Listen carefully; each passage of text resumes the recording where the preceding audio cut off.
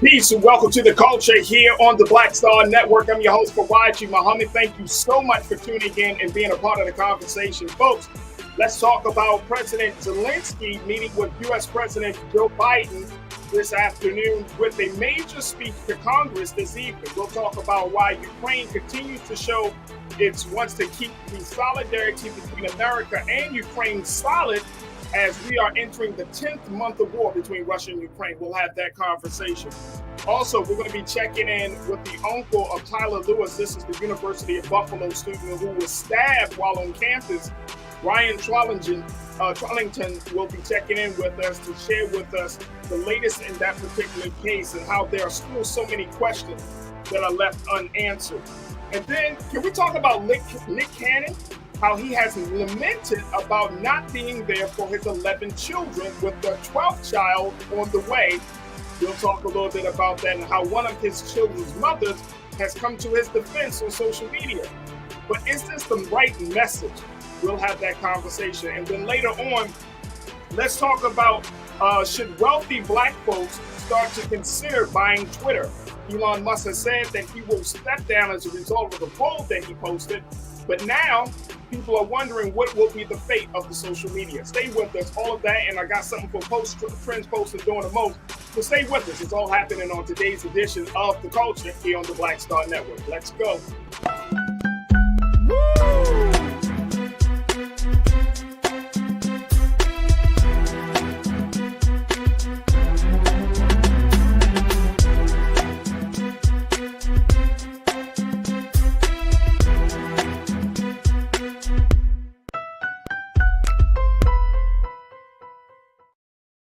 All right, folks, welcome to The Culture here on the Black Star Network. I'm your host, Fawad Muhammad. Thank you so much for tuning in and being a part of the conversation. First up, let's talk about the big conversation or the big meeting between Ukraine President Zelenskyy and President Joe Biden this afternoon. The meeting will be held as a result of both presidents trying to figure out what's the next course of action as the war between Russia and Ukraine has hit a 10-month milestone, and there has been a change in strategy as Ukraine are not just fighting Russian forces on the city grounds, but also in the forest as well, in the forest of Ukraine. So the President Biden will be meeting with Zelenskyy today. And then at around the 7:30 mark this evening, President Zelenskyy is scheduled to talk to all of Congress to further solidify the partnership between America and Ukraine.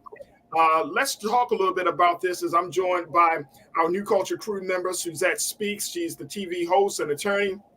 You can definitely check her out on her YouTube show, Suzette Speaks. And we are so happy that she's joining our team. She joined our team today to be a part of the conversation. Suzette, how are you this afternoon? Fantastic. Season's greetings to you, Faraji, and to everybody watching. Thank you so much for having me. Absolutely, absolutely. All right, Suzette, let's talk a little bit about what's going on in D.C. Another big meeting between the president. Some people, it's been reported, Suzette, that this is a quote-unquote surprise visit by Zelenskyy. But regardless of the matter, the president is going to take some time away from his busy schedule to meet with President Zelenskyy of Ukraine and to shore up the support that America has already given Ukraine. Now, the president is also expected to share that he's planning to allocate more funds to Ukrainian forces in the billions of dollars. It's a big deal. It is a huge deal, even during a time when the sentiment of Americans across this country are questioning, what is this all for? What do you make of this situation, Suzette?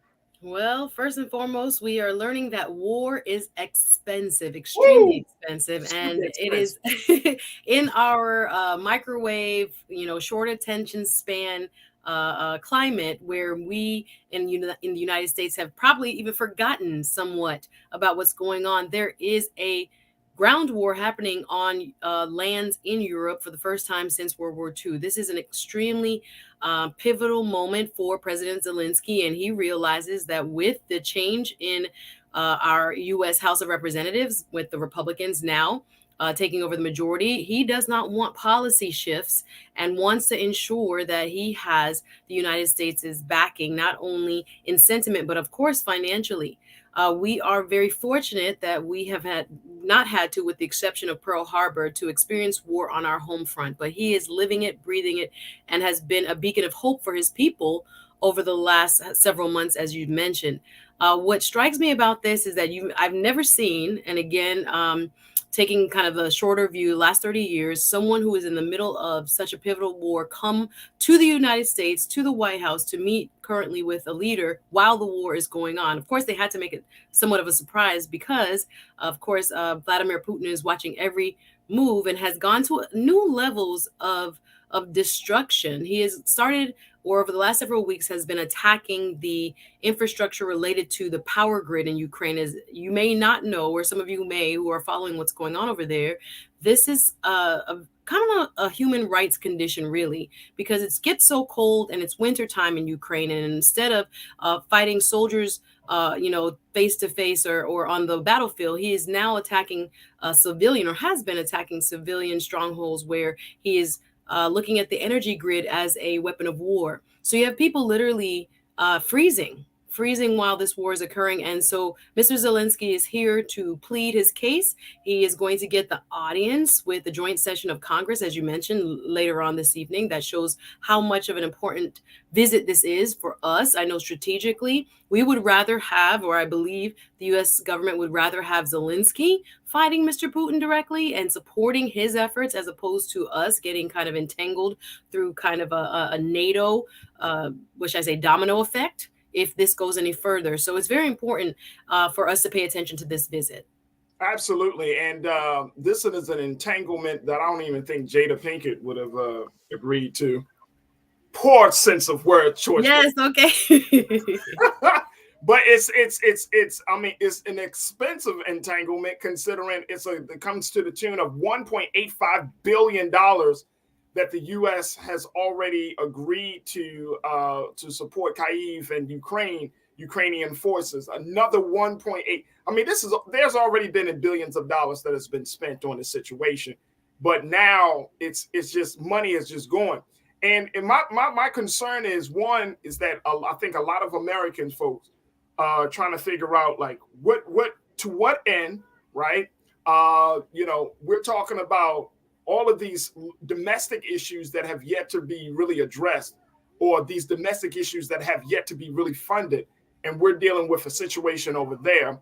And I think that has always been one of the huge challenges of this country, traditionally and historically, that when wars are fought on foreign ground and America invests in those countries of interest, that the American people feel like, who's picking up the tab for this one? And I think that's one of the key things that I don't think that this White House has really communicated. And this is not just about Biden. Republicans don't communicate things when they make big decisions. I'm talking about like a President Bush, or past Republican presidents. The Washington don't talk to the American people and say, hey, we want to send $1.8 billion of your money that's coming from some pot. All these taxpayers here, yeah. Is that okay? I mean, there's no conversation. It's just, and I mean, maybe we shouldn't expect a conversation, but I'm just thinking, like, $1.8 billion can help out a lot in America, not across the waters. I have so much empathy for people who are screaming, you always say, U.S. government, we don't have the money. But all of a sudden, when it's time to fund war efforts, all of a sudden we have billions and billions of dollars. I think what is critical to realize is that U.S. foreign aid is a huge part of our government's budget on a regular basis. It just so happens that because we are in this kind of funding cycle when it comes to Ukraine, we are more aware. But we spend a lot of money overseas, billions of dollars, to create stability, to promote democracy, to promote education, to protect the rights of women. There are all kinds of public policy initiatives that go on across the globe. So this one in particular, though, has begun to kind of I don't know, wane a little bit when it comes to the favorability of the American public. I know with time going by, you know, our soundbite society, we are now like, wait a minute, do we need to be over there? We were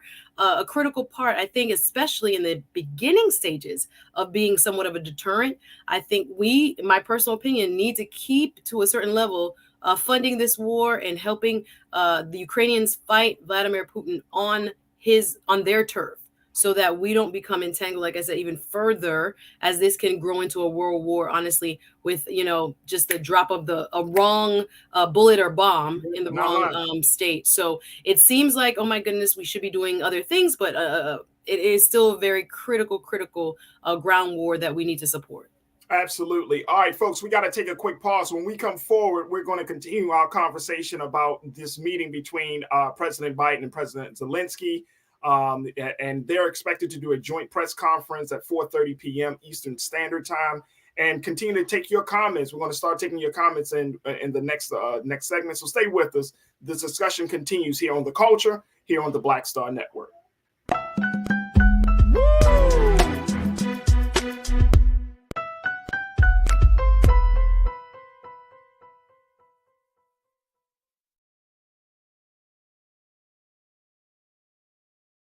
When you talk about blackness and what happens in black culture, we're about covering these things that matter to us, speaking to our issues and concerns. This is a genuine people-powered movement. There's a lot of stuff that we're not getting. You get it, and you spread the word. We wish to plead our own cause. Too long have others spoken for us. We cannot tell our own story if we can't pay for it. This is about covering us. Invest in black-owned media. Your dollars matter. We don't have to keep asking them to cover our stuff. So please support us in what we do, folks. We want to hit 2,000 people, $50 this month, raise $100,000. We're behind 100,000, so we want to hit that. Y'all money makes this possible.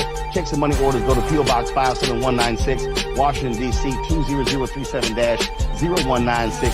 The Cash App is $RM Unfiltered. PayPal is R Martin Unfiltered. Venmo is RM Unfiltered. Zelle is Roland at RolandSMartin.com. Black Star Network is here. Oh, no punch! I'm real revolutionary right now. Thank you for being the voice of Black America. All momentum we have now, we have to keep this going. The video looks phenomenal. See, this difference between Black Star Network and black-owned media and something like CNN. You can't be black-owned media and be scared. It's time to be smart. Bring your eyeballs home. You dig? Hatred on the streets, a horrific scene, a white nationalist rally that descended into deadly violence. White people are losing their damn minds. As an angry pro-Trump mob storms the U.S. Capitol, we're about to see the rise of what I call white minority resistance. We have seen white folks in this country who simply cannot tolerate black folks voting. I think what we're seeing is the inevitable result of violent denial. This is part of American history. Every time that people of color have made progress, whether real or symbolic, there has been what Carol Anderson at Emory University calls white rage as a backlash. This is the rise of the Proud Boys and the Boogaloo Boys. America, there's going to be more of this. Here's all the Proud Boys, guys. This country is getting increasingly racist in its behaviors and its attitudes because of the fear of white people. The fear that they're taking our jobs, they're taking our resources, they're taking our women. This is white fear.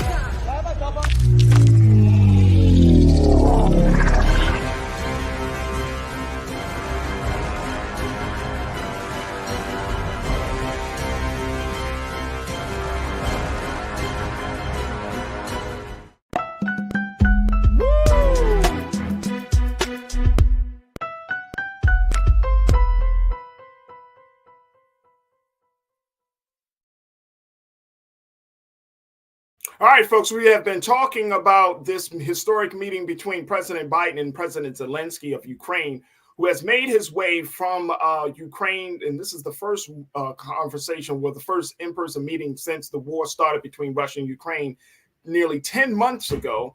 And now the President Zelenskyy is looking to shore up its support from the United States And its support is coming at a major cost of $1.85 billion that the United States has pledged to continue to for its military aid in sending arsenal and other military defense equipment over, including Patriot missiles. Now, also, President Zelenskyy is scheduled to talk to a joint session of Congress this evening at 7:30 p.m. Eastern Standard Time, and leaving many people to wonder what is going to be what's the end result of this whole process, as Russia and Ukraine have been engaged in war for the past 10 months. Let's bring back Suzette Speaks, our culture crew member here, to talk to us about this.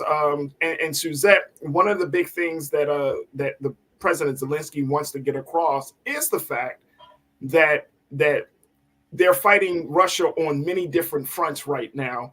Like I mentioned earlier, not just in the city spaces, but also in the forest spaces. You mentioned, of course, the resources. But then we got to throw in the fact that the merchant of death is back home in Russia. So this war, and I saw President Putin put this word out, saying that even though he said he admits some mistakes in how the war has been fought from his side, there is no limit. This is the term he uses, that there is no limit to how far he will go to win this war. What does that mean to you, and how does that impact foreign policy for the United States in relationship to this crisis? Yeah, it is a quite eye-opening remark to make, because I think we all are aware that the United States is a nuclear power, so is Moscow. So to make those type of threats and to have already started using missiles that are capable of carrying nuclear warheads, they haven't had any on them, but to already start implementing that type of technology is quite frightening, and it's meant to intimidate, right? Those words are meant to say, I'm here for the long haul. I think those who have written biographies on Vladimir Putin and have studied him know that he is a man that is, the word desperate might be too strong for power, but he's going to do everything he can to remain in power and to, retain his control over Russia. So the question becomes, do we really want, like, for argument's sake, to see Ukraine fall into the hands of Russia? If that happens, then we have what is essentially Russia on NATO bordering NATO states. So when we think about the commitment that we have been a part of for since World War II, NATO is important to maintain the order and peace of our hopefully our world. But I think in this instance, seeing this visit, it is a large, which is a symbol of how committed the United States is to the Ukrainian cause. So looking at this visit, I think it's something that will raise eyebrows in Moscow, will allow, the rest of the world to remember this is happening and to know that we're not the only ones that should be supporting it. I do agree with some of the commentators I see here in the chat. We always want to find money for war, but we never find anything when it comes to other public policy that can actually help United States citizens and Americans. I hear you loud and clear. But the implications of what it would mean to have Ukraine fully enveloped into Russia, I think the stakes are too high for us to kind of back out now. And I think other powers in Europe are also feeling the same way and also are lending their support. But of course, we are like the driver. Some people call us the world police, and they're mad about it. But we've held that role for some time, and some would argue it's actually a good thing that we have that role, that we are trying to maintain that hegemonic order. But I think it's something that, again, when we look at the ramifications of what happens if the Russians win, it'll probably allow us to kind of maintain that long view as to why we are investing all this money in the first place. Absolutely. I hear you. Let's go to our culture crew. Our online culture crew, they're going to give it to us like they do. Giving it to us straight. Absolutely. Janelle, you checked in and said, look, the questions we should be asking is why we have allowed so much to go to the defense industry for decades before Ukraine without required accountability and real proof that it was to protect democracy. Valid point. Let me think on this, Janelle. Because America wants to be in control of everything. And powers that be got to make money. Look, this is a country that loves to be that number one superpower, quote unquote, right? Even though, I mean, we can, it's debatable that it might be China that might actually be the one of the top superpowers. It might be another country. But America has, to your point, Suzette, America loves being a superpower. We've been doing it for years, and unfortunately, it has gotten us into some real quagmires over the years. I mean, we don't have to think back far, like, oh, World War One. We could think about the Korean War. We could think about Pearl Harbor. We could think about Vietnam. We could think about the war in the first Gulf War, right? We could think about the second Gulf War. I mean, war is so unpredictable that you can't go into it thinking you're going to quote unquote win, because there are always some factors that you have not considered, and there are some factors that you did not know existed. So that's the unpredictability of war. Let me see here. Let's go to my sister Corinna. Corinna, you said take note of how Congress passed bills for Ukraine with no debate about how it will be paid. It has been some of the biggest bipartisan bills passed this year, but the media never mentions that part. Yeah, I would agree. But guess what? Guess what, folks? They don't care. I mean, seriously. And I mean, this. We want to believe. Look, and it's Suzette. I'm convinced. We have, as the American people and constituents of this country, we have internalized democracy, right? So we have this expectation that democracy, communicating with the people, getting agreement by the people, making decisions, making decisions that are approved by the people. We believe that. That's what we have been conditioned to believe. Those in power say, yeah, we're going to put that word out, but we're going to still do something else behind the doors. Behind the scenes, we're going to make some decisions based upon our interests, not necessarily based on what the people want. That's how I'm seeing it. Am I wrong in thinking that? No, I think it draws back to the two philosophies that we've seen even in the two presidents. One saying America first.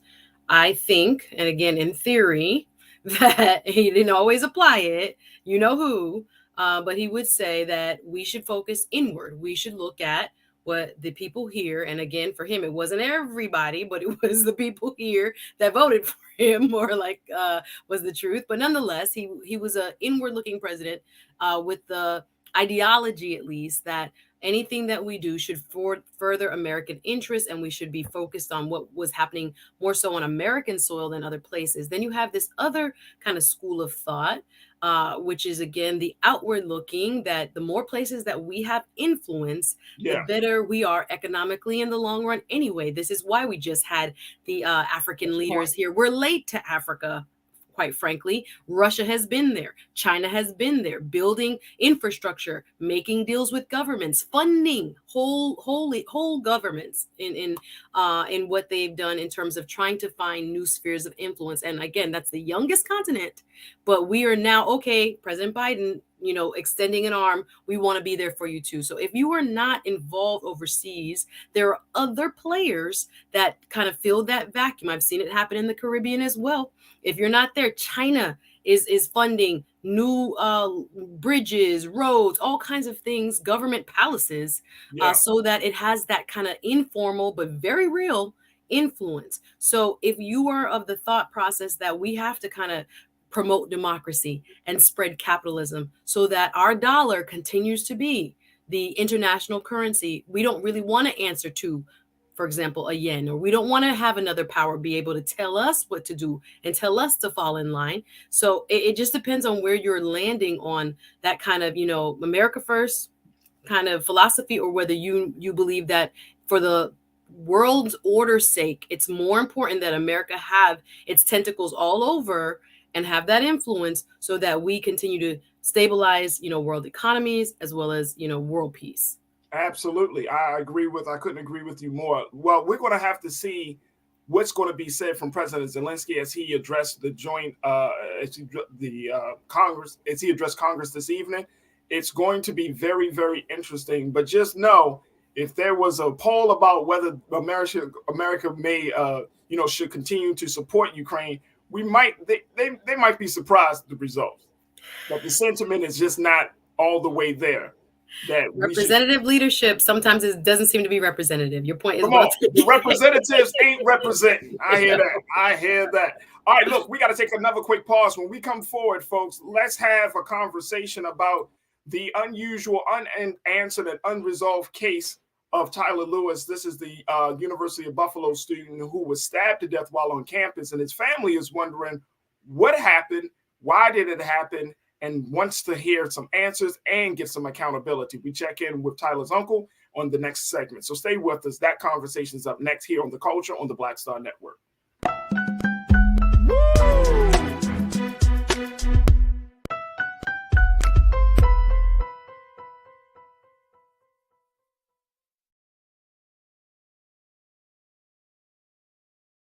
Folks, Black Star Network is here. I'm real revolutionary right now. Support this man, Black Media. He makes sure that our stories are told. Thank you for being the voice of Black America, Roland. I love y'all. All momentum we have now, we have to keep this going. The video looks phenomenal. See, this difference between Black Star Network and black-owned media and something like CNN. You can't be black-owned media and be scared. It's time to be smart. Bring your eyeballs home. You dig? Pull up a chair. Take your seat. The Black Tape. With me, Dr. Greg Carr, here on the Black Star Network. Every week, we'll take a deeper dive into the world we're living in. Join the conversation only on the Black Star Network. Hi, I'm Dr. Jackie Hood Martin, and I have a question for you. Ever feel as if your life is teetering and the weight and pressure of the world is consistently on your shoulders? Well, let me tell you, living a balanced life isn't easy. Join me each Tuesday on Black Star Network for a Balanced Life with Dr. Jackie. We're all impacted by the culture, whether we know it or not. From politics to music and entertainment, it's a huge part of our lives, and we're going to talk about it every day right here on The Culture with me, Faraji Muhammad, only on the Black Star Network. I'm Deborah Owens, America's Wealth Coach, and my new show, Get Wealthy, focuses on the things that your financial advisor and bank isn't telling you, but you absolutely need to know. So watch Get Wealthy on the Black Star Network.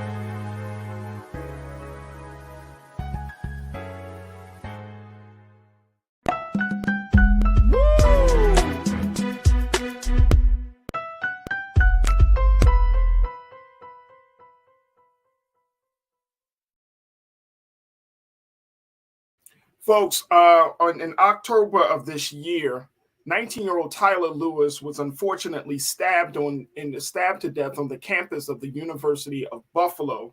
He's from Long Island and he was a sophomore at the University of Buffalo. And there are still some unresolved questions and unanswered questions about what actually happened and who should be held accountable. Now, the sheriff's department there in Buffalo has said that of course this case is still under investigation, but they do have a person of interest, a white male between the ages of 19 and 22. Even though when Tyler was found stabbed to death, he was with a group of friends who have all hired attorneys and have not answered questions in regards to what happened to Tyler Lewis. Here to talk to us a little bit about this case and to express some level of frustration around not getting certain questions answered is Tyler Lewis's uncle, Ryan Trollinger. Ryan is checking in with us on behalf of the family. Ryan, thank you so much for being with us, brother. We truly appreciate it. I think we got you on mute, brother. Are you on mute? Let me see. Can you hear me now? Yes, sir, brother. Thank you again, Ryan, for being with us this afternoon. Absolutely. And I appreciate you letting me leverage your platform to elevate Tyler's story. So thank you again.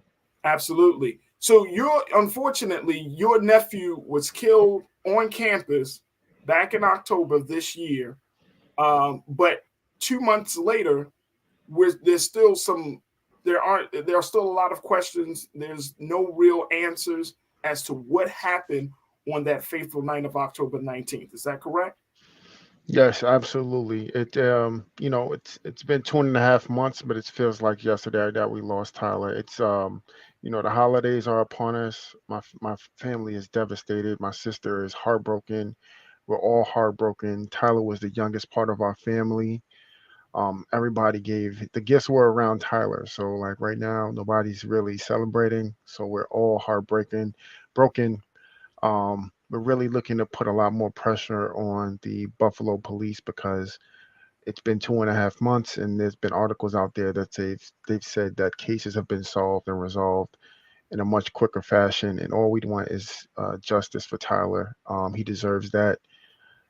He's a young man. He had so much potential, and he didn't deserve this. Your sister Ronquisha Lewis. Ronquisha. Yep. Excuse me. Ronquisha Lewis. She has expressed frustration that there is in the local media that there has yet to be any answers. There's no sense of accountability. What has the sheriff's department, the Erie County Sheriff's Department, have told you and your sister, your family, as of today? Well, basically, as of now, a lot of the stuff that's already been in the news, as far as like there's a white male that was involved in this case. These are things that they've told just in the general news, and it's been 2.5 months. That doesn't seem like it's a long time, but it's been only moment. It's just it's just even more adds to the heartbreak. We're just trying to get answers. They've been very unclear as far as like what exactly has happened during that time. They have all of his phones, his computers, all of that. So I believe they have a scenario that they can bring forward and give us some more information. However, they haven't done so. Do you think this case is a case of race? I don't want to be inflammatory and say it's about race, but I want to say that race can possibly be a motivation or a factor in some way. I don't exactly know. I don't have any clues. I don't have a clear understanding of where they're at in the case. But we've seen this in the news previously, and Tyler was a good young man. He was very smart, going to school, doing the right things, all the things that you would want out of a young black man being raised in America, and his life to be taken so hard. We need to put more effort into ensuring that my nephew, my family is getting justice for this, because this is crazy. You think about all the stuff that's going on in the world. It's just like, how is this possible? Like, it just doesn't feel real. And I could only imagine the pain, brother, of that your family may be going through, and even more pain, the fact that you haven't gotten any answers about this case.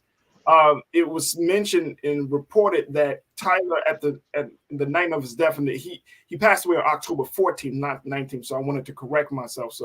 But mentioned that he was with a group of friends, and now they have all retained lawyers.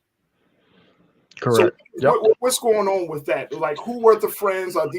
Were any of his friends white friends? Are these a mixed group of friends? So this is part of the information that we don't have as well today. So they told her that he was with a group of friends going to a party. They haven't given us really clear details as far as like what Tyler was, what are the mishappenings, like, or the happenings, so to speak. Like, they mentioned that he got there at 7:00. There was an altercation, and Tyler happened to get stabbed. So they didn't mention anything else, related to the case. That's pretty much all we have. And was he the only person that was stabbed that night? He was the only person. Wow. Talk to us about, Brother Ryan, talk to us about this tracker that your sister, his mother, Rakisha, put on his phone. Yeah, absolutely. So I believe it's a part of like the iPhone where you can kind of track your relatives or the part people in your family. So she had this, and she was able to track Tyler if he went anywhere, especially because, at 19-year-old, sometimes he has the car. You want to know where your son is. So that's part of what she was able to get, but it doesn't tell you exactly what the person's done. This person is, 20 miles away, but you don't know exactly what they're doing there. Now the police have accessed the phone, and have they found any clues from that? Don't know. We don't have any. They haven't given us any information around that. So I'm assuming that you and the family have retained an attorney on this for this case, Brother Ryan. We're in the process of that. Okay. At in the immediate time, we were speaking with the law enforcement, trying to get as much evidence and information as we can. Albeit not as much that we'd like at this moment.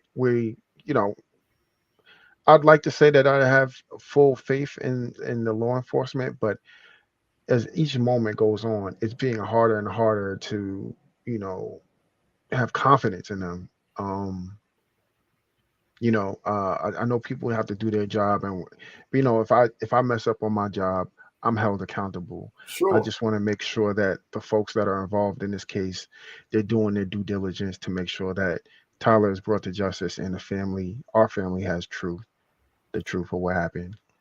I want to bring back my culture crew member Suzette, who is an attorney on this Okay. for this.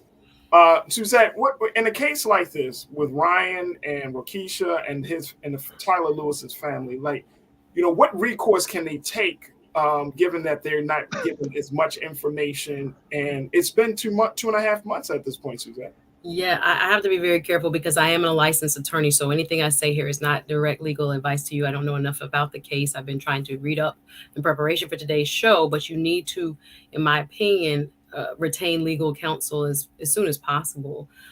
Just for informational purposes only. I've seen cases like this where there has been some sort of wrongful death. Here in Florida, of course, where families are trying to be as cooperative as they can with law enforcement. But sometimes, and again, I don't know the specifics of your case. You're going to have to speak to an attorney in your jurisdiction.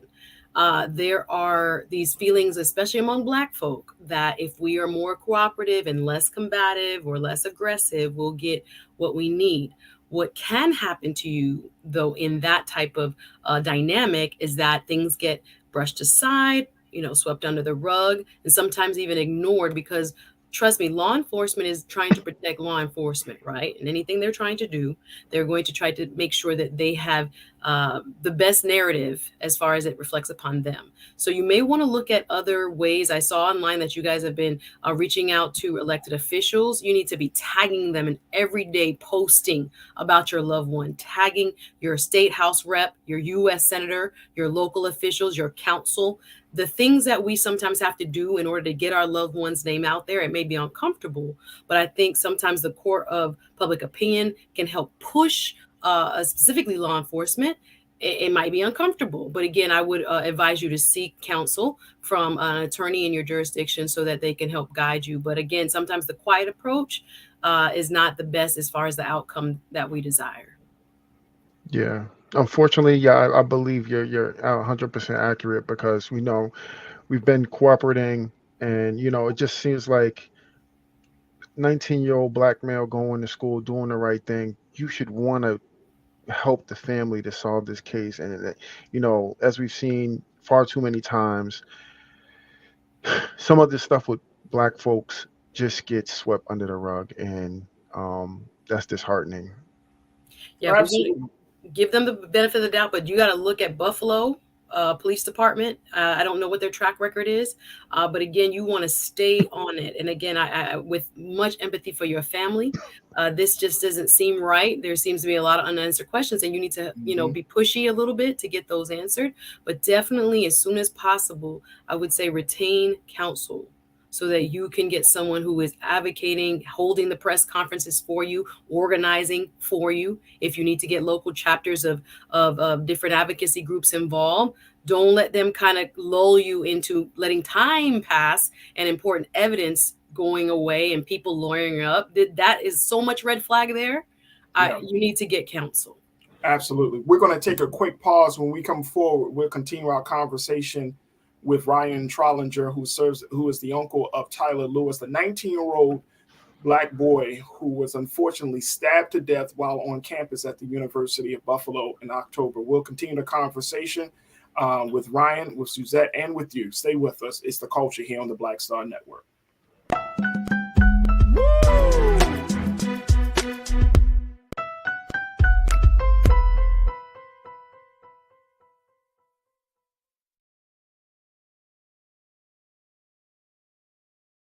Black Star Network is here.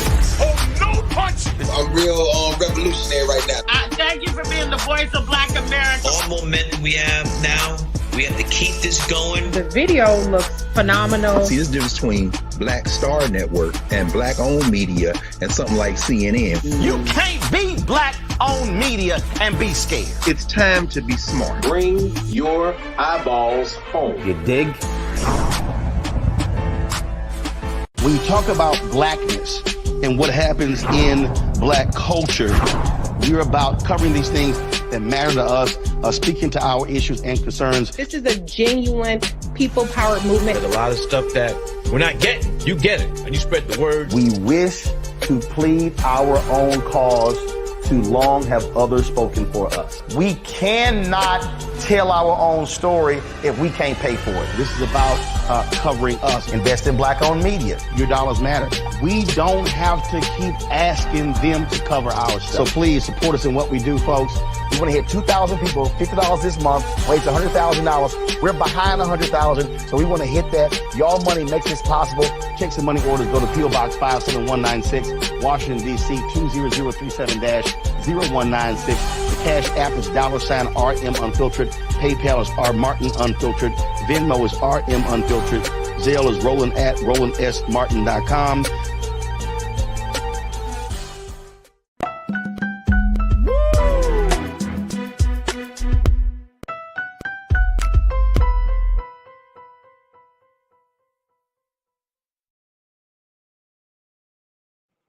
Folks, we have been talking about the unfortunate stabbing of 19-year-old Tyler Lewis, who was a sophomore at the University of Buffalo. Back on October the 14th, Tyler was hanging out with some friends, heading to a party, when unfortunately he got into some issues and that left him to be fatally stabbed. And today we've been talking to Tyler's uncle, Ryan Trollinger, to give us some updates on the case, where there are still a lot of unanswered questions. Ryan, first and foremost, you know, our condolences and our hearts go out to you and to your family. The community here on The Culture, folks online have just expressed a tremendous amount of support for you and holding you and your family in prayer and in light. And I know that this is beyond tragic, not just because of losing the life of your nephew Tyler, but then going through all of this other stuff, trying to get some answers, trying to go through the investigation. I know that Suzette, you mentioned University of Buffalo, the Buffalo Police Department, and I'm not saying just beyond the legal stuff. I mean, I'm wondering, has the University of Buffalo student body, has that community spoken up and said, no, something needs to be done. Something needs to be, there needs to be something done for Tyler Lewis. Have you heard anything, Ryan? So I think that's kind of in the process now. As you know, like a lot of the students go away for school now, like it's the winter holiday. But I'm hoping that as we come back, or they come back, so to speak, that we can gather the troops to kind of bring some more awareness. And again, as you mentioned, we're doing we're doing our best, I should say, to speak, on Instagram. We've got a Instagram, Justice for Tyler Lewis, where we post as much as we can. We've been reaching out to different groups at Buffalo, the student body, to kind of bring awareness to this, because to be honest, even in Buffalo, it's not really a known case. This is kind of like a separate district. The school is in a separate district in Buffalo. So it wasn't really highlighted in Buffalo. So me and my family, we don't live upstate New York. We live downstate in Long Island. So it's really hard for us to kind of make that awareness known, but we're trying to do it virtually as much as we can. So if any folks are out there and you're on Instagram, if you could, just add Tyler Justice, the number 4, Tyler Lewis.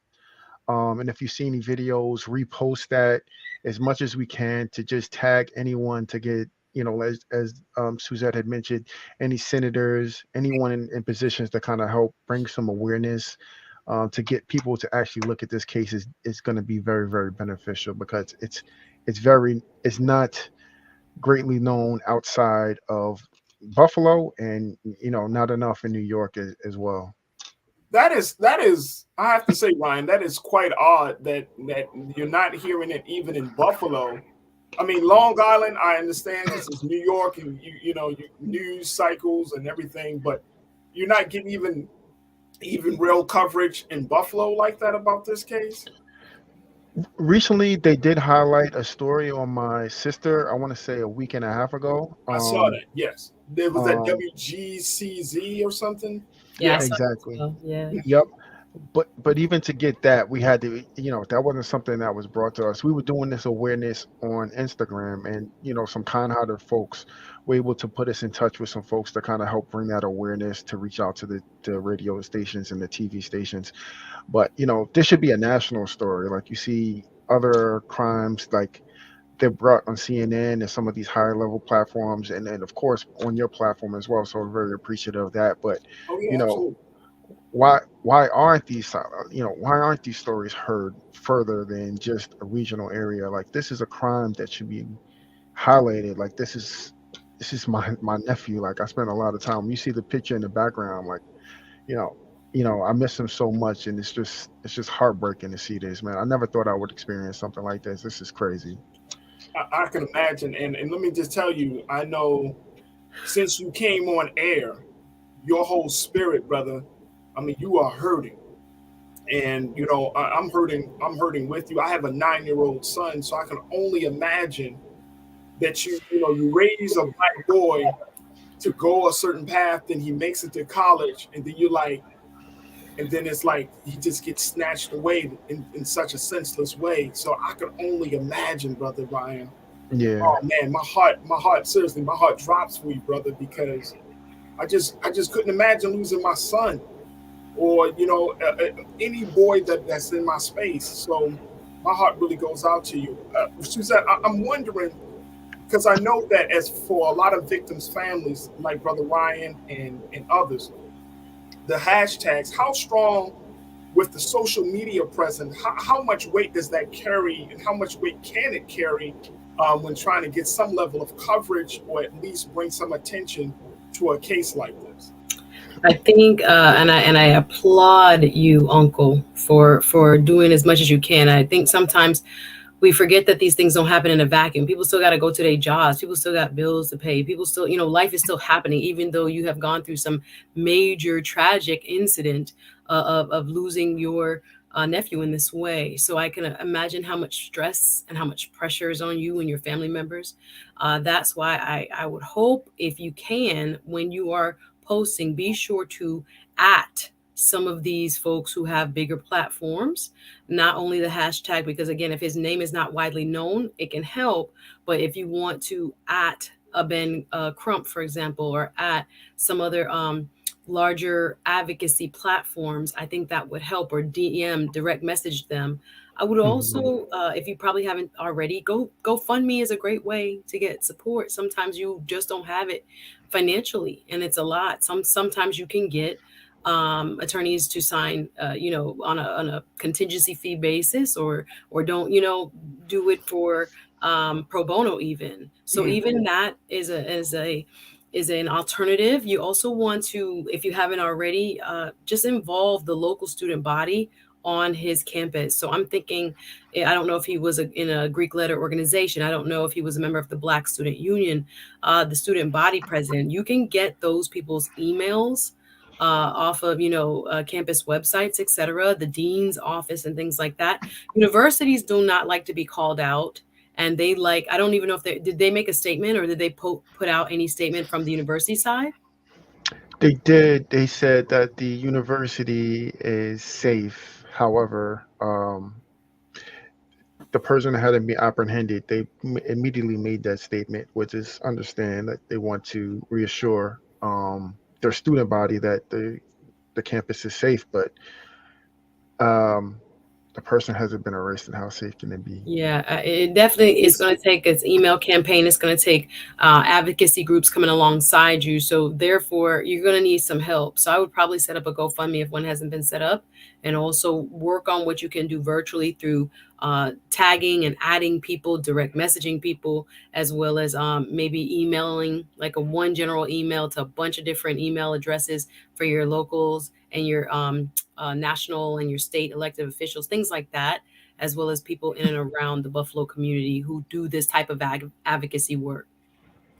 And I think those are some great recommendations. But I'm wondering, do you have a family member or at least someone to help? I know you mentioned earlier that you're in Long Island. This happened in Buffalo. Is there a person that can serve as a liaison within the family between what's going on in Buffalo and Long Island? Not yet. It's been so far. It's really a challenge. We were really hoping to get more information from the University of Buffalo Police around this case, but just as of recently, we just been disappointed. So I think those are next steps. So Suzette, you gave some great insight. We'll definitely heed to some of that advice to just ensure we put this out a little bit further, keep pressing forward. Well, this is what we're going to do. We're going to. I'm going to do my due diligence. I mean, of course, this platform is always open to you and your family, Brother Ryan. But then, of course, if you haven't talked to Brother Roland, to send it up to Brother Roland as well, and continue to just put it out there even more, because one thing about the Black Star Network. We have these stories and have these conversations about unjustified killing of Black people all across this country. And so Brother Roland covers these stories a lot. I cover these stories when they come to my attention as well. So I'm going to do my part. And Suzette has a YouTube. I would love to have you on. And we can start to build the network.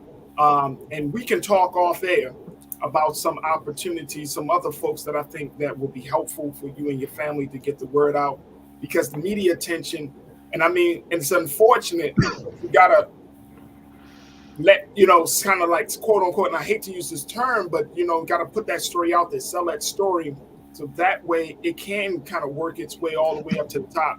Because to Suzette's point, a lot of these institutions and even these police departments, they don't move until they feel that public pressure. And this will be swept under the rug. And our little brother Tyler don't deserve to die unknown, don't deserve to die in vain. And so we're not going to allow that by the grace of the Almighty, that we're going to make sure that his story of being the great nephew that he was, his story of being a phenomenal young Black man, his story of being a great student, his story of wanting to live, is going to be told properly. But it starts with us here at Black Star. So you have our full support, and we'll definitely get you connected, and I'll connect you with Suzette and others, and helping you to get this story out there. Is there anything else that you want us to know to help you in this process, Brother Ryan? Yeah, absolutely. Like I said, I previously mentioned, just going out on Instagram and following that Tyler, the number 4, Justice for the number 4, Tyler Lewis, and just to kind of speak a little bit about my nephew. Like, as you can see, this is a picture of me and him. We went out networking to kind of find him an internship at a rooftop. And Tyler wanted to be a very business-minded person. He was interested in real estate. He was interested in business. He asked me about stocks. He knew about starting businesses and all of that stuff. This lost potential is just really, really hard, because I poured a lot into my nephew. I love my nephew so much. It hurts me every single day. I go to the cemetery at least once a week just to talk to him and just pour out my heart and just tell him how much I love him. I used to tell Tyler that I would always have his back. And in this situation, I just feel like I fell short. But this kid was so special. If you guys were ever to meet Tyler, like he would give you the shirt off his back. He had the biggest heart. He would go with his grandmother to church for the whole day. He would go out of his way to buy people stuff. Like this kid was just special. And like for him to go down like this, it just hurts. I can imagine, brother. I can imagine. Well, you have our full support. We will talk offline, and God willing, we'll get this story elevated even more and highlighted even more. And we truly appreciate you for taking time out to tell this story, to share the sentiments of your family. But trust me and trust and believe this, bro. You are home with Black Star Network. You are home with the culture. You are home with Suzette Speaks. We will support you in this effort. All right, Absolutely. Brother Juan? Bless you. Thank you so much. I appreciate you all for having me on today. Stay strong. Don't blame yourself. Stay strong. Oh, no, don't do that. Definitely don't do that. Give your sister, and I know she is probably going through it, but give your sister Wakisha all of the love and the blessings of us here on Black Star Network, brother. I'm telling you, we want to send her some good vibes, good energy, a lot of hugs. This is a trying time for you, her, and the family. We're here for you, bro. We are here for you. Thank you so much. I appreciate you, and love to your family during the holidays. I wish you guys, blessings. Thank you. Thank you. Folks, we got to take another pause. When we come forward, let's have another conversation about culture and everything. But let's just give us a moment to take in all that you heard. Make sure y'all check out Justice for Tyler on Instagram. Be a part of the campaign to elevate his story so we can finally get some questions answered. Stay with us. It's the culture here on the Black Star Network.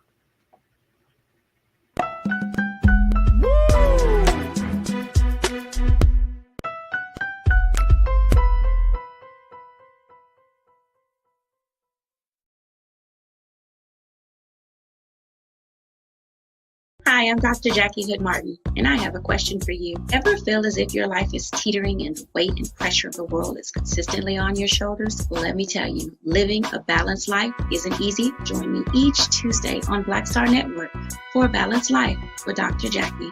We'll laugh together, cry together, pull ourselves together, and cheer each other on. So join me for new shows each Tuesday on Black Star Network, A Balanced Life with Dr. Jackie.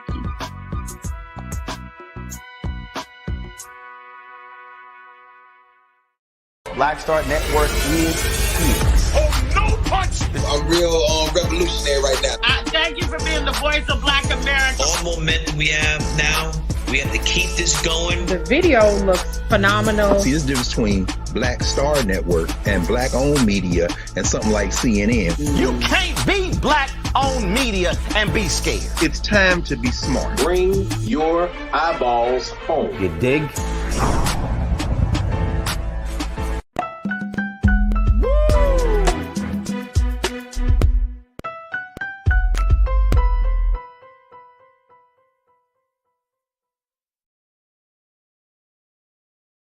All right, folks. Now we're going to shift gears to talking about another family issue. This is a conversation that many people have been having across this country in light of some of the recent action and behavior of the person that's at the center of the controversy. And I'm speaking of Nick Cannon, folks. Now, we know Nick Cannon from shows such as The Masked Singer and Wildin' Out.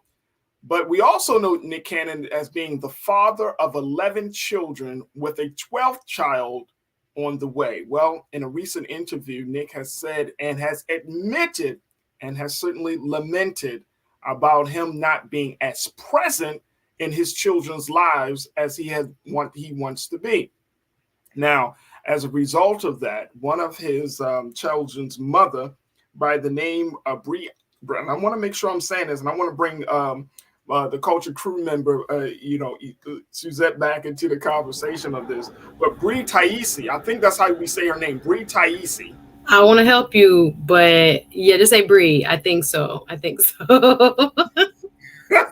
Bree Taisi, she has gone on record via social media, via Instagram, saying that Nick is not just present, he's a loving dad. Take a look at what she posted here, folks. This is about Bree Taisi. This is from Bree Taisi. She said this in an Instagram post where she showed photos of her taking pictures for the holiday. One of the users pointed out that how Cannon appears to always show up for his children in the comments section, and she reposted the message in a since deleted Instagram story post and added, quote, "This Nick always shows up, always present, happy, consistent, loving parent, and even better person. We love you." This is interesting. Here's the Instagram post from Bri Taisi. This is one of his children's mothers. And she actually posted, there are various pictures of them, Nick holding the baby, Nick holding his son, playing in the beans, and all of these things for the holidays. And he's expecting a 12th child on the way. Nick stay busy. And I'm not talking about with work. No. My goodness. Here's the thing. Now, I mean, there's so many like levels and layers to this conversation, which is why I wanted to have this with you today, Suzette, because I don't know. And here's the thing. Let me just go back. There is another hip hop artist by the name of Akon. Y'all remember Locked Up? Akon. Right. Akon. He believes that this is what men are supposed to do. He believes that this is fine, that you can have that as men, we are supposed to go out and sow the seed. And this is what he comes to the defense of Nick Cannon. And my concern on this, Suzette, is the wrong message. Here is a man who is already admitting in the very beginning of this process that, look, I might not be able to be as present. And then you have another influential voice who's saying, you know what? This is what men are supposed to do. And then you have the child's mother saying he is present. A lot of mixed messages. Well, I think we have to kind of first approach this with, Nick Cannon has so many accomplishments as just an actor, performer, musician. So I always want to lay that out there and respect the brother for his work. And so therefore we can pivot to the personal issues. Again, I'm not really want to talk on other people's personal issues because everybody got baggage. However, he put this out there. Right. It was something that, again, became kind of like of the public domain because you yourself, sir, are talking about how you feel.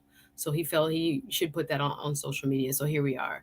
So my issue is with every choice, there has always got to be consequences. So when we're making choices, the innocent parties in this, the children, are the ones that have to live with, the decisions of the adults many times for whatever reason they are pursuing this type of complex family structure. For them, people tend to fall into two main, categories. Either they're really disgusted by it and they're saying that their feeling towards Nick is that he's a philanderer. He's creating broken homes left and right. There are so many people, i.e. the children, that are going to suffer from this. And even the women. And again, you cannot, we read her quote, but of course there's a lot of bias when there's checks involved. But, her opinion, respect her opinion. But yeah, I think there's she's one of 11. She's one of what, 4, 5? Yeah. And then there's a camp that's like, if it works for them, let them do them. But again, they are always kind of qualifying that because Nick has the money to be able to sustain, at least financially, these households. So everybody can't rock like this because they don't have Nick's pocketbook. So yes, the question becomes whether, financial security and be able to provide for many different households financially is enough justification to do what he has done here. Or is there going to be perhaps long-term harm because he can't spend as much time as he has said himself in this kind of post, that he can't spend as much time and he feels guilty. It's a deep feeling. Parents feel guilty all the time, but for him to express that so openly, it says it's weighing on him. So there is more to the story. Obviously, we don't know the intricacies and the ins and outs of every day and who get Monday, Tuesday, Wednesday, Friday, next month, next week, and how the travel schedule goes. I'm really curious about that, just to see how he can try to attempt to balance. But yeah, the people who are going to end up with the outcome, the children of this arrangement long term, don't have much of a say. So it's again, we got to weigh, balance the choices with the consequences that they are going to inevitably lead us to. And I don't think he's satisfied with his outcomes, or he wouldn't be writing that. I agree. All right, let me hear from. We're going to take a couple of comments because, of course, our online culture crew, Suzette, got a lot to say. Watching the chat, yes. They got a lot to say about this. Corinna, you said Nick is sick. Ouch. All these kids is ridiculous. They are not products, but living and breathing human beings. And I think that's the other part of this, right? That's the other part of this, that at the end of the day, they're children. Children need to be in a home where father and mother are present, or where there's a nurturing home, a caring home. They just need to have some energy, some various energy, some good balanced energy in that home, right? Yeah. But at the same time,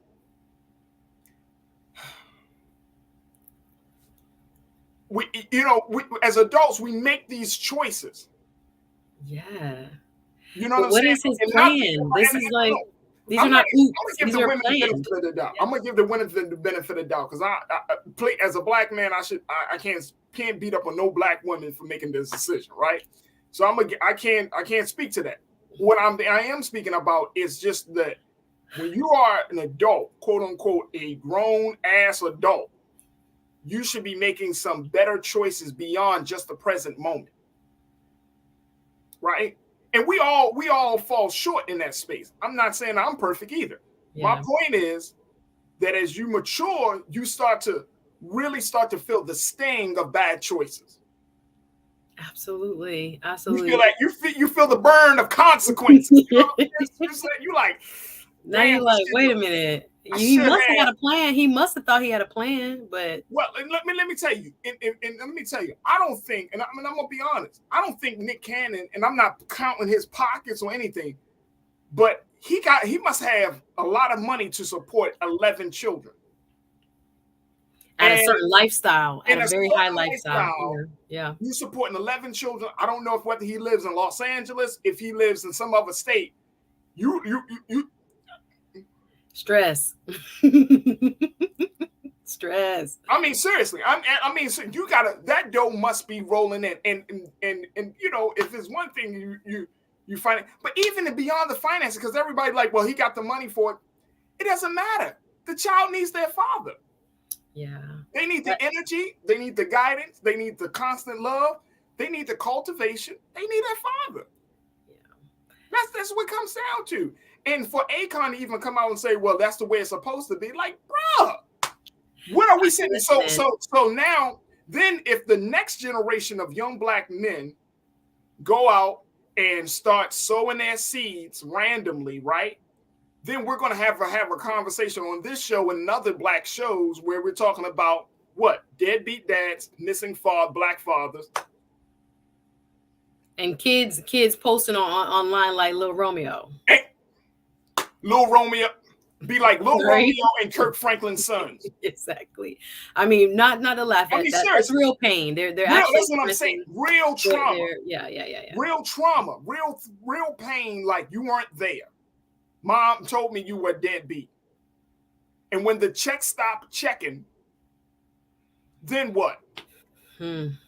It's heavy. I mean, seriously, like, and that's the part about it. Like, it's all fun, it's all fodder, it's all celebrity gossip and all of that. But at the end of the day, these children, they're going to take the brunt of it. These relationships, I think somebody else pushed, let me make sure, I want to make sure. Turner family, you said, how is any parent going to show their children how a healthy relationship works when you're not even together? I don't agree that you always got to be together to show a healthy relationship, because how many of our parents have stayed together for the sake of children and they were miserable? Mm-mm. And you want to bring that misery into the household instead of allowing people to they can part ways and still be healthy about it. and just teaching your child that even if in disagreement, we can come back to a healthy place for the benefit of you. But, you know, there has to be some maturity there in that piece as well. So I'm not fully in agreement with that Turner family. You know what I'm saying? Because why force people who don't want to be together to stay together for the sake of the children? That's an 18-year commitment at least. In this modern time, the average child don't leave the household, Suzette, until they like 23, 24, 25 years old. Then you want to break up. I'm like, come on, man. Nobody got that time to waste. Funny. All right, look, we got to take a quick pause. We're going to take more. We're going to get more comments. I'm going to continue to pick Suzette's brain on this issue. But what do you make of Nick Cannon lamenting about him feeling guilty that he's not going to be as present as his father for his 11 children? Post your comments and continue to join us here as we have that discussion. So stay tuned. That discussion continues here on The Culture on the Black Star Network.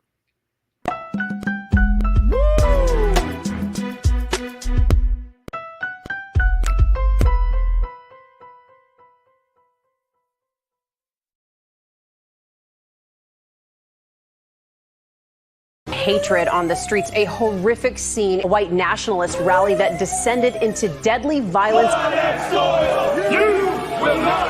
White people are losing their damn minds. As an angry pro-Trump mob storms the U.S. Capitol, we've seen shots. We're about to see the rise of what I call white minority resistance. We have seen white folks in this country who simply cannot tolerate black folks voting. I think what we're seeing is the inevitable result of violent denial. This is part of American history. Every time that people of color have made progress, whether real or symbolic, there has been what Carol Anderson at Emory University calls white rage as a backlash. This is the rise of the Proud Boys and the Boogaloo Boys. America, there's going to be more of this. Here's all the Proud Boys, guys. This country is getting increasingly racist in its behaviors and its attitudes because of the fear of white people. The fear that they're taking our jobs, they're taking our resources, they're taking our women. This is white fear.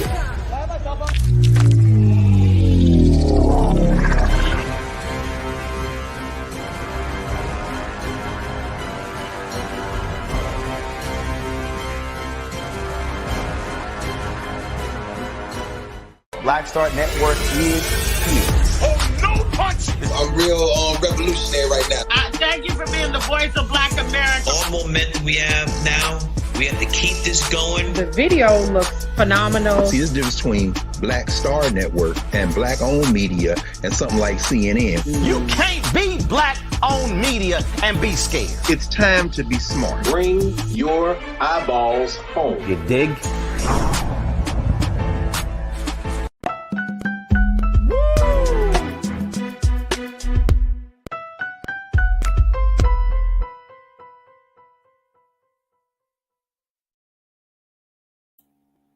All right, folks, we have been having a conversation talking about the recent statements coming from superstar entertainer Nick Cannon, the host of The Masked Singer and Wildin' Out, where he has admitted that he feels guilty about not being as present for his 11 children as much as he wants to be. He said this in a recent interview. He has a 12th child on the way, and one of his baby's mothers have said, Brie Taisi has said that he is very present. He has been there. He's been consistent. But she's just one of a number of women who have had a child with the superstar actor. Now, the question becomes, can we really have a conversation about the importance of having fathers in the household? Can we really have a conversation? I'm joined by my sister, culture crew member. She serves as a TV host and attorney. Suzette Speaks. Suzette, I think, and I'm trying to take the fodder out of this discussion, because I feel like this behavior will have a more lasting impact on people, where they feel like that this is good, that this is right, this is responsible. And I'm not saying that he can't take care of his children financially. I don't know. But I know that children cost a hell of a lot more than they did 20 years ago. Yeah. You know what I'm saying? But it's so much more than just about the dollars. People always say he could take care of you. if the child is in New York and he lives here in California, what you going to do, bro? What you going to do? You going to FaceTime him every day? Like, I'm gonna say that's a whole lot of FaceTime. Like, we have to be really careful because again, this is going to have an impact on the culture, and we need to ask ourselves in terms of our own commentary here, and then everyone watching, what are we accepting as a culture, and is this beneficial to our culture long term? Now, let's take out Nick's money because again, we also have to understand: is it the value of money that we're describing that justifies his behavior? Or the amount of money he has, his assets justify his behavior? Or can we extrapolate? Can we look at an everyday person, middle-class person who doesn't have as much as Nick has doing the same thing? What would we say about them? And I think once we peel back the financial so-called justification of it, anyone else doing this, what would we think about the impact they are having on the little people, the human beings that they are charged with raising? We know now that money isn't everything. We have had much more of a conscientious mind in the last 20 years as a society towards the nurturing aspect and the importance of the parents in terms of their role in child development. And when we have situations like this, when we're trying to plaster this, I think because he got the money, let him be. I think we also have to look at this as who are we choosing to be role models? Because we've had in our culture, the celebrity automatically makes you a role model type deal. Or does it best serve our culture to call it out and to stand against it, to say, Nick, we love you, brother. Again, your work speaks for itself. But as a role model, if this happens in every hood, every suburb around the country among Black communities, what would we really be left with, right? So I think we have to really be careful as a culture what we're saying is cool because he can afford to do it and it's his choice. His money is long, so it's all good. Versus what everyday Joes who don't have Nick Cannon's money, who are looking at his situation saying, well, why not, right? We already have some of that informally going on, but we know what those results are. So I think we have to be careful about embracing this or not calling it out. If we are saying, maybe the decisions he's making are actually harmful to the kids, especially in the long run. Damn. I'm gonna say that, Suzette. Damn. I'm saying I'm serious. You touching on that's a hard pill to swallow. Damn. That you everybody cannot do this, and everybody shouldn't do this.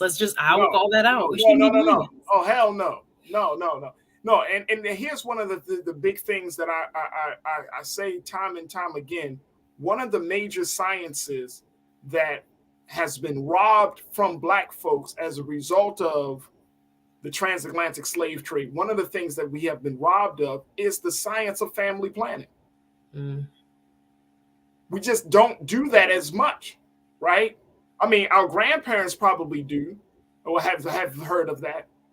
Maybe some of our parents, but I'm saying in this current generation of young people and older folks, just let's say young folks, Nick Cannon's age, right? Who, like, where are we having these very real conversations about family planning, being able to identify, like, and more importantly, this also opens up the door for defining what a quote unquote a family is, right? Because now that's being challenged and changing. And so we understand that that's the culture of the way things are going. But family planning, like it's you when you have a child, you're not just living for yourself. When you bring a human being into this world, you are responsible, not the government, not the state, not your grandmother, not the teachers at the school. Nope. You are responsible. Yeah. I mean. And this is, and it's all well and good till that baby starts crying. Or talking to you. Or talking back to you. I'm going to get close to the camera. Asking for stuff. Yes. And asking. You don't have. Yeah, exactly. No, I'm serious. The science of family planning, and this is not trying to be on some conservative tip, but I'm talking about being responsible in your choices. You don't have to be perfect, but you do have to think maturely to be responsible in your choices and bringing people and bringing human beings into the world. All right, let me go to a couple of more Culture Crew comments here. Karen Coffee Carlton. Karen, good to hear from you today. You said, I don't think Nick and his followers are being honest about effectively managing multiple children's needs and expectations. Yeah. I think what she says is completely correct. There's so much that I wanted to add with your commentary on family planning. Yeah. I think sometimes we have overplanned. I think that is a conversation that I'm trying to maybe delve into on my channel when we talk about many of our middle class and very educated sisters are not necessarily looking at building families early enough, if you will. And then we're running into a lot of issues when it comes to finding suitable mates in terms of, who's left, I guess, on the playing field when we are ready to move forward with family planning. I think some of those conversations used to be passed on with mamas and grandmamas and things like that. Instead, we are so focused in terms of our career development. Sometimes that is what came to mind when you were speaking of that. And then we have the other side of the pendulum where there are people within our culture, different socioeconomic levels, who look at family in a way of almost, it's like a haphazard, maybe non-structured, and just kind of free for all when it comes to, like, I respect the fact that there's many forms families can take, right? It's not one size fits all at all, because we just have so many more complexities when it comes to the social structures that we live in. But I do think, we have different degrees of family planning discussions that are not happening, that need to happen when it comes to the full impact on our community and on the individuals involved. So I think there are various ways that you can look at that.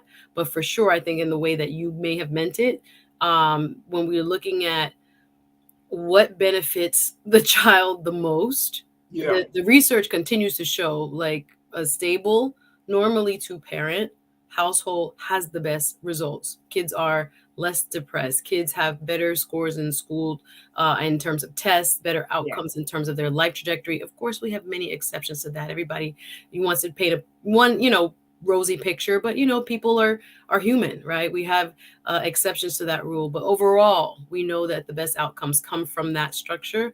But there's a very big kind of push, in my opinion, to separate and to kind of create distrust from the Black woman to the Black man in terms of trusting each other enough so that we are pursuing relationships early enough so that we have the best outcomes in our lives. Does that make sense? I hope. No, that makes a lot of sense, and I'm happy that you brought that up, because I think that's another part of this discussion that need to be had.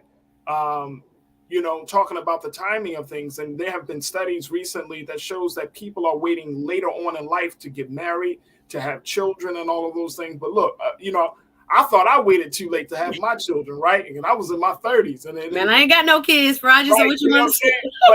But let me tell you, once the later and later you get in life, and I'm sure some of our Culture Crew members can attest to it, like, life gets a little bit harder if you bring in a child into the world in your 40s and in your 50s. Mm-hmm. And a lot of people can afford children, but think they cannot. This is another thing. And look, let me tell you, this is the beauty of parenthood. You will find a way. Yes. If you are a good parent, I'm saying a loving parent, you may think that you can't find a way. I'm telling you. And we have found a way. And it was just like, well, how are we going to do this? And then all of a sudden, God just said, here you go. Yes. You're like, damn, I'm feeding one. And next thing you know, another one comes out. You're like, damn, I'm feeding two. And you make it happen. You make it work. Yeah. You make it work. And God willing, your children come out to be decent little human beings. Yeah. They understand the sacrifice that's being made, but you will find a way. That's what parents do, because it's not always, and I'm saying, when I say family planning, and I'm not saying down to the minute, to the month, but down to the time frame of where you want to build a family. Like you mentioned, finding a suitable mate. I mean, this is all the science that I think, not truly like mating, planning families. This is a science, folks, because now we do have to be more intentional, because the family serves as the cornerstone of the community. If I had a reggaeton, that's it. I mean, and we can act like we can act like that's not the case.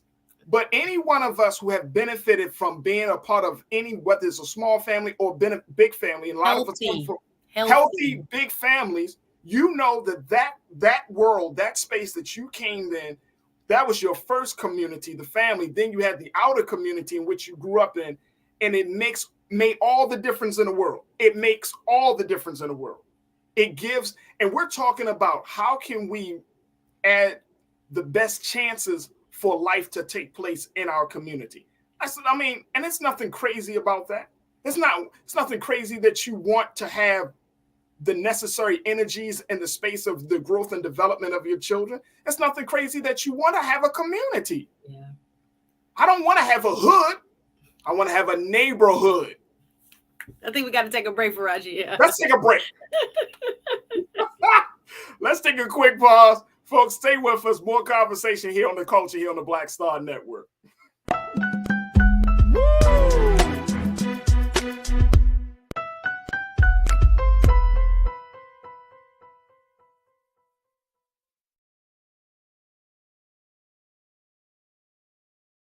Hi, I'm Dr. Jackie Hood Martin, and I have a question for you. Ever feel as if your life is teetering and the weight and pressure of the world is consistently on your shoulders? Well, let me tell you, living a balanced life isn't easy. Join me each Tuesday on Black Star Network for A Balanced Life with Dr. Jackie. We'll laugh together, cry together, pull ourselves together, and cheer each other on. So join me for new shows each Tuesday on Black Star Network, A Balanced Life with Dr. Jackie.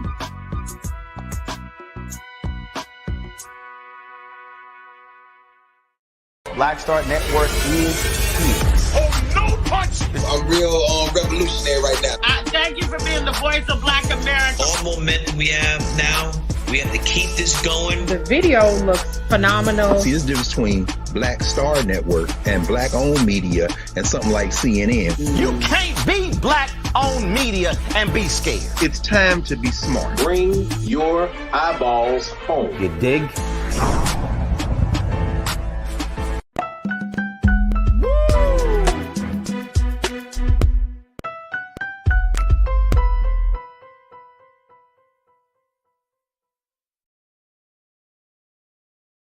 All right, folks, now we want to turn our attention to social media. Now, as we have been reporting on this platform and you've seen in other spaces, what's going on with Twitter? Well, the latest story that we had shared with you is that on Sunday, Elon Musk had posted a poll saying that he would step down if it was the will of the people, of Twitter users. Well, 17 million people voted in that poll, and an overwhelming number of nearly 58% of those who voted said that they wanted Elon to step down as the CEO.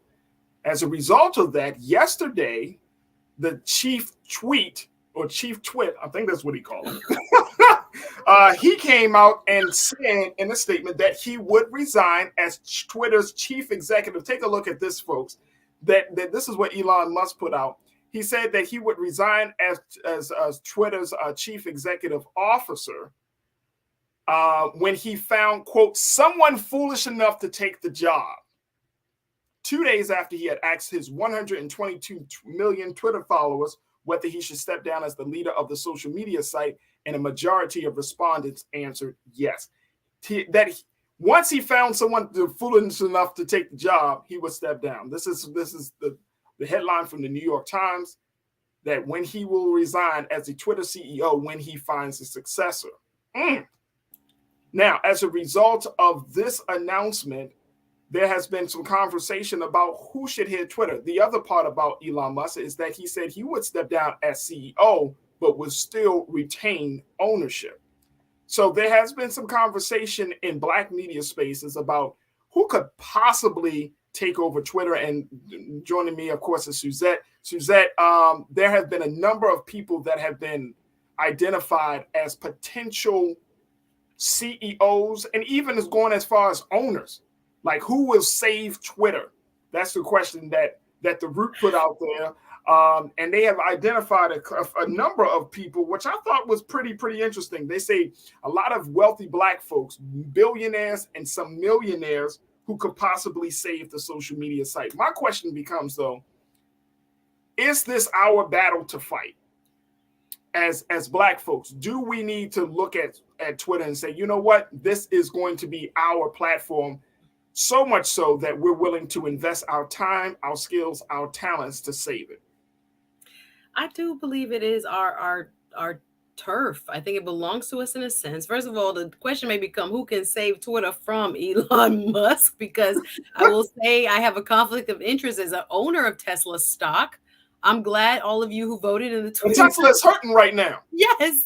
I'm like, what is going on? Thank Tesla's you for those hurting. who voted in the Twitter poll and have this man come back to his senses, so to speak, because again, you can be brilliant in some areas, but not be a good administrator. And firing half your staff and seeing all of the changes that sometimes get implemented, then have to be rolled back, and not being able to kind of meet the expectations of what they were designed to do. It shows a lot. He exposed himself in terms of his ability to lead as, like I said, a top exec. Sometimes you got to let other people who can handle the job do the job. Elon, thank you.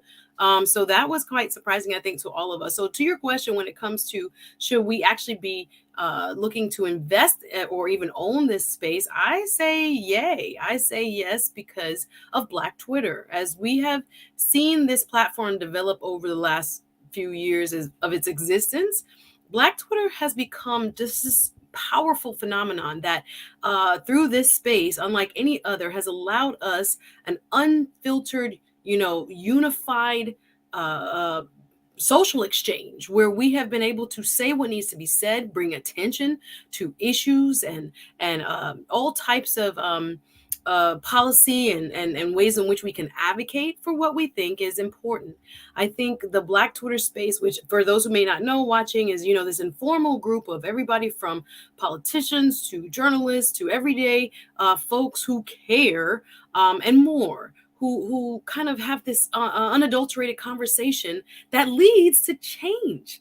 Some of the top hashtags ever used on Twitter are related to Black people and our struggles. And we have become a very important cornerstone of what this, even though it hasn't been profitable, the value of this company has been. When you want to know what really happens and what needs to come out in terms of breaking news, you check Twitter. So I do think for preservation of the space, for what it has meant to Black Twitter and the continued community that has evolved and blossomed in the last 5-6 years, I think it might be worth looking at it and in terms of making it more, viable as far as a profit-making scheme or organization. And we need fresh blood. So good for Elon to realize sometimes when you need to kind of step out of your own way. And if a person of African descent wants to come through, I think it would be an awesome investment. It's going to be interesting. And I love, Lana, your take on this. You said, Elon, right when I made the jump, I'm enjoying the space. Elon realized it's a financial dump. It's ours to save because we are the content. Yes. Well said. Well said. Okay, Lana. Okay. Okay. Jawan, you checked in and say he should step down as owner too. Sell it to someone who won't actively work to dismantle it. Yeah, that's another part of that. Yep. So Jawan, I appreciate that. Let me just share with you with some of the names that have come up in this conversation. Let's start with Mr. Bob Johnson. Y'all remember Bob? Y'all know who Bob Johnson is. BET. The founder of BET, the former owner of the Charlotte Bobcats, Bob Johnson. He's been one of the top investors. He's a major player, billionaire at the forefront.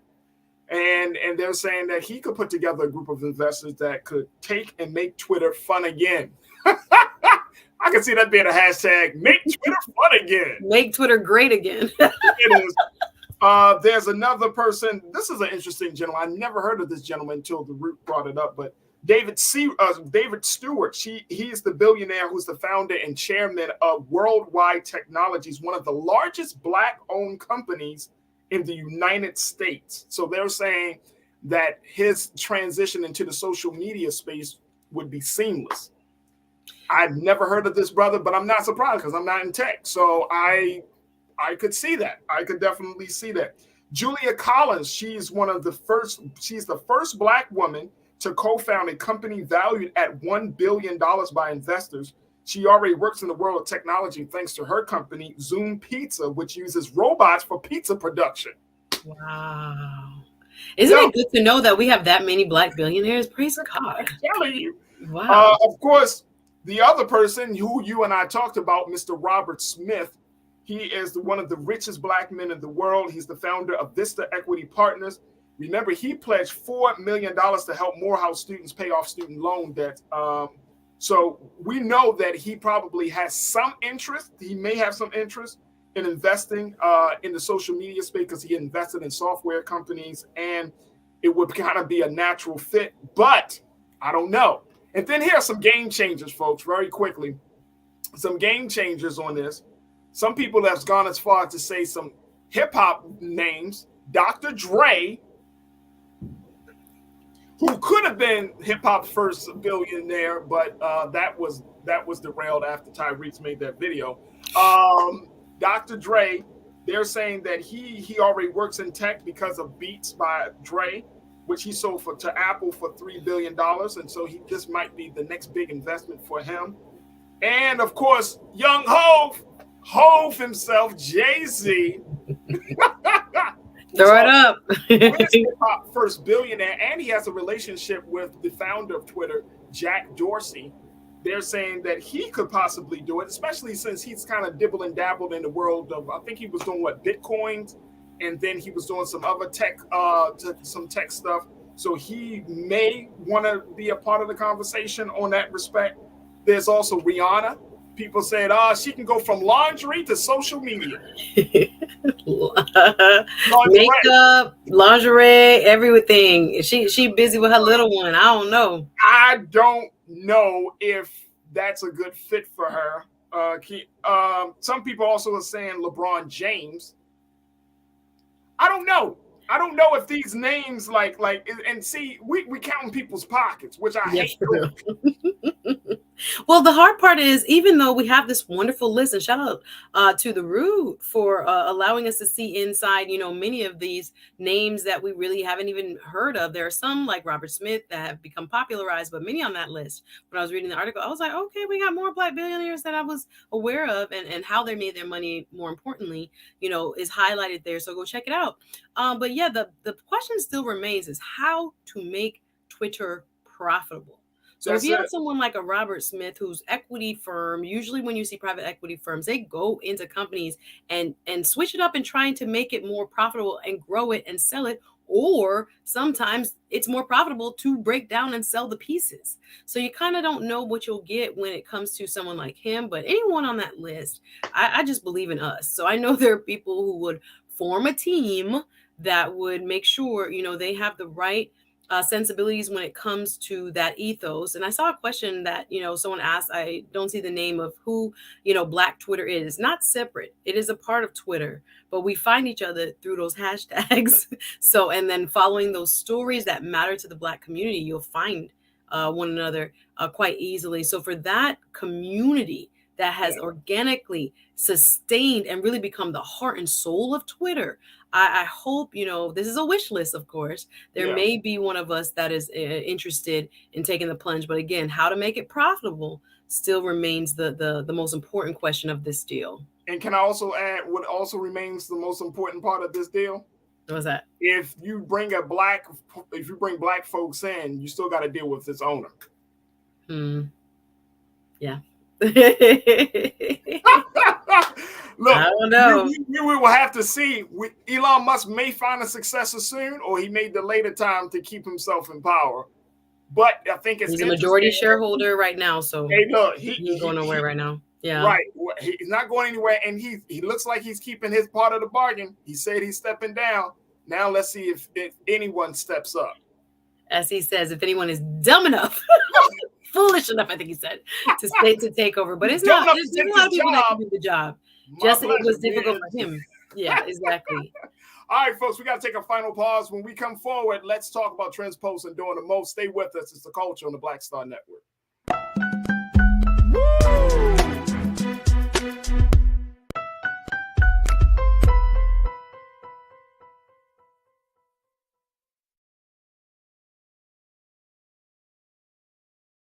Hatred on the streets, a horrific scene, a white nationalist rally that descended into deadly violence.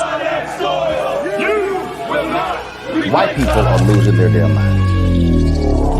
As an angry pro-Trump mob storms the U.S. Capitol, which is We're about to see the rise of what I call white minority resistance. We have seen white folks in this country who simply cannot tolerate black folks voting. I think what we're seeing is the inevitable result of violent denial. This is part of American history. Every time that people of color have made progress, whether real or symbolic, there has been what Carol Anderson at Emory University calls white rage as a backlash. This is the rise of the Proud Boys and the Boogaloo Boys. America, there's going to be more of this. Here's all the Proud Boys, guys. This country is getting increasingly racist in its behaviors and its attitudes because of the fear of white people. The fear that they're taking our jobs, they're taking our resources, they're taking our women. This is white fear.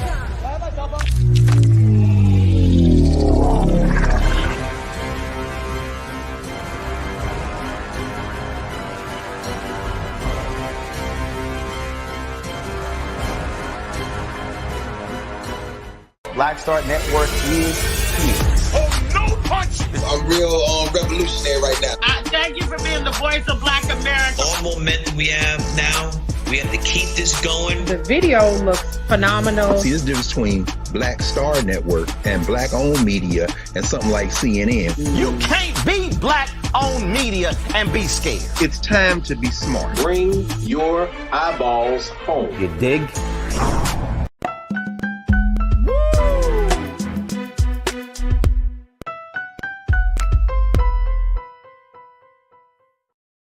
All right, folks, what's trending right now in Black Twitter? Let's bring Suzette back. What's trending right now in Black Twitter right now, Suzette? Well, everybody is awaiting the premiere of the new 8-episode limited series, The Best Man, final chapters. That's what's This is juicy as the original, baby. I cannot wait. Tomorrow on Peacock Network. But how are you here for it, Suzette? Are you here for it? You know what? Sometimes the spinoffs aren't as good. But for example, I really enjoyed the Fresh Prince spinoff on Peacock. That was amazing. And so it's just like, please don't mess it up. But I'm here for it. I'm giving it the benefit of the doubt. Of course, this is the story of a group of friends that have come together. And of course, if you follow this story, the original movie that came out like 20 years ago. Crazy. Like 20 years ago. It's crazy. I know. So there's a couple of criticisms about this new limited series that's going to be airing. First and foremost, they're going to drop all I think, and this is what I read. They're going to drop all 8-hour-long episodes at one time. Okay. I'm for that. I'm a binge watcher. You're a binge watcher, so you all for it. Yeah. I mean, some things I love to binge. Other things, personally, I love to just kind of like, look forward to. But okay. All right. So that's one thing. But they also said, the Hollywood Reporter said that it treads familiar ground because it doesn't go too deep into unknown territory. It picks up where the story left off, where Morris's Chestnut's character, his wife passed away. Now he has to kind of go through life and picks up certain things. Of course, they talk a little bit more about social issues than they generally talk about. But then there was another a piece about that, which is that the women characters have more dimension now. Mm-hmm. That they get more like equal screen time. I'm talking about like Sanaya Lathan and Nia Long and what's the Regina Hall? Yeah. Right, right. They're getting more screen time, so there's a little bit more equity in the filmmaking. But there still seems to be a little bit more focus on the relationship and friendship of the men than there so of the women. But what do you make of these criticisms? I'm okay with it. I mean, the movie is called The Best Man. I think when it came out, it was so groundbreaking. If y'all remember, this was like a seminal movie. I remember of my coming of age watching this and to see all those beautiful, I'm sorry if it's shallow, Black chocolate looking, wonderfully, what should I say? Wonderfully sculpted men. Especially that Morris Chestnut. I'm sorry, y'all. I'm done. Okay, I'm done. First thing, Morris Chestnut man looked like he did. He looked like he aged, but he didn't age. No, and I hope he keeps it up, and we're gonna see some of that. Sorry for being shallow, but listen, hey, I just remember his first appearance in the movie coming on the screen, and we like to be very vocal, us in the diaspora when we watch. Wakandans tend to be a little louder in the theater, but the oohs and I just remember that movie was full of loud expressions by the audience because we were into it. We were into the characters, and to see Black men emoting and talking about different parts of their lives, and marriage being a kind of centerpiece of what brought them together. And then of course the little messed up part with Taye Diggs, having the secret that he wanted to bring up the day before the wedding, like, who does this? The fight scene, I remember that very vividly. And so I was like, I have to go back and watch this, but maybe I don't, because I do remember a lot of the scenes. So the fact that they thought it was worth another go, I think it's good. Maybe that the ladies have more dimension is actually, I think, a good thing. I don't think they were, front and center for good reason. It was a show about men and men's relationships, right? College friends, men who cared deeply for one another, going through the stages of life together. I think that was the centerpiece. So now, 20 years later, the entertainment industry has evolved, so has society. So that, storylines involving more women and how women, see, hear, feel in these same situations being more, front and center, I think is okay too. But the fact that it stayed kind of true to its essence, the best man, I think it's okay. I think it's okay. And I'm here for it. I want to see my brothers in action. I don't know, what surprises might lie in these 8 episodes. I hope they don't mess it up, but I'm here for it. Good Black art is what I'm here for. So I can't wait to I'm for it. I'm definitely here for it, and I want to see it. And there's nothing wrong with having beautiful people, beautiful Black folks on screen. Nothing There's wrong with that. I mean, I love it. But I think that it's films like this.